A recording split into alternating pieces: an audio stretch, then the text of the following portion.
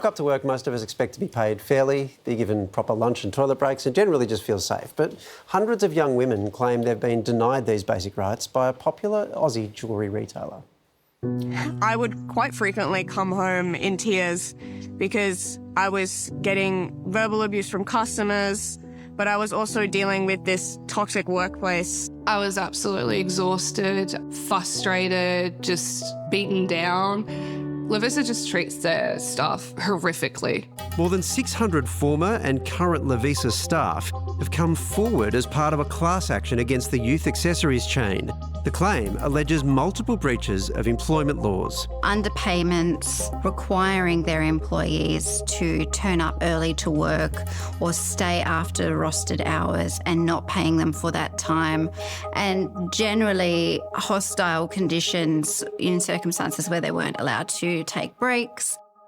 Julie Tester was 23 when she started working for Lovisa, and she says rose quickly through the ranks to become store manager. I love jewellery, I love fashion, I love all those sorts of things. So being able to dress up and go to work, I really did enjoy that part of it. But it wasn't long before she started noticing that things didn't sit right with her. If you had a full shift, you knew you would get a lunch break. That's about it. Getting a 10-minute break would be considered a privilege. They would just tell us that if you needed to go to the toilet, you can just shut the store. And of course, I don't know if you've ever walked into a Lovisa store, but there's never not anyone in there. And that was predominantly the issue, was that you would just have to hold on. And unfortunately, I do know of a couple of girls that just couldn't hold. Yeah. Moo was 18 and straight out of high school when they took on a part-time role. My jobs mainly included replenishing stock, talking to customers, putting transactions through. I was getting around $15 and I think 44 cents an hour.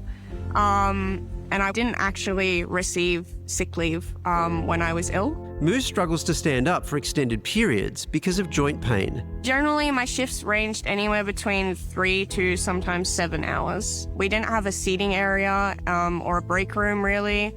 There would be times where I would just crouch on the floor behind the counter because there was nowhere else for me to sit. The jewellery chain allegedly asked staff to buy products using their own money. We were pushed to always wear 5 sources of jewellery. So we would have to wear hair, ear, neck, wrist, and rings. There was a lot of gossip and a lot of it felt like bullying to me. For example, had a manager suggest that I go and buy a new outfit because what I was wearing wasn't in season or in style. We are dealing with a very young, vulnerable workforce, and oftentimes these employees' first jobs ever. They weren't aware of their rights at the time. They weren't confident enough to ask questions, and so from that perspective, it is disturbing. Especially once it came to Christmas contracts, where they were pressuring very heavily for everybody to sign away our rights for our overtime, and that was something that I chose not to sign. But more concerning to Julie was what she claims was a blatant disregard for staff safety. My store was in quite a high theft area. I constantly had 2 different groups of teenagers that would come in and not just steal, but they'd swear at me and then they'd follow me. So when I would go out to take stuff to the bins, sometimes, I would take my Stanley knife with me, to just in case. A lot of us have asked for security cameras for help and they've just constantly been denied. Julie says a major incident was the final straw. On a Saturday, I had one other girl working with me and I had these 2 girls come in. One of them had been previously banned, so I told her to get out. She refused, so I walked out of the store to call over security. By then, she was standing over the top of one of my other girls, screaming at her, swearing at her. So I said to her, you don't speak to my staff like that, you need to get out. And she threw me into the gondola, which is the thing that has all the earrings and whatnot, and smashed all across my back. She ripped out my earrings, she ripped my necklace, she scratched my face, she broke 4 nails on me.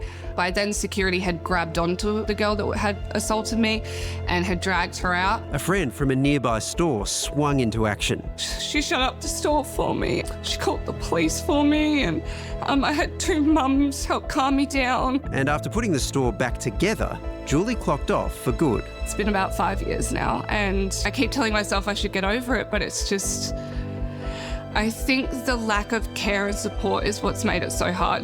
The project also spoke with a former employee who requested time off after her doctor confirmed I was miscarrying. The manager told me that I was not able to take time off, and if I did not work at least 5 hours per day that week, they would question my employment with the company.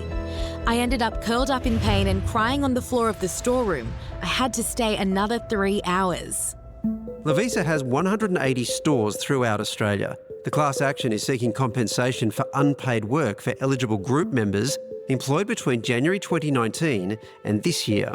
We are hopeful to reach a resolution with Lovisa sooner rather than later so that the group members can move on with their lives. In a statement, Lovisa says it, quote, intends to defend the class action and takes its obligations under the Fair Work Act and the Lovisa Enterprise Agreements very seriously. I hope that Lovisa has the decency or the incentive at least to give back to the people they've taken from. I want all the girls that have had all this bad stuff happen to feel vindicated and that what happened to them wasn't okay. I don't want to have another young girl ever have to go through this. We should point out we did approach Lovisa for comment. They did not, however, respond.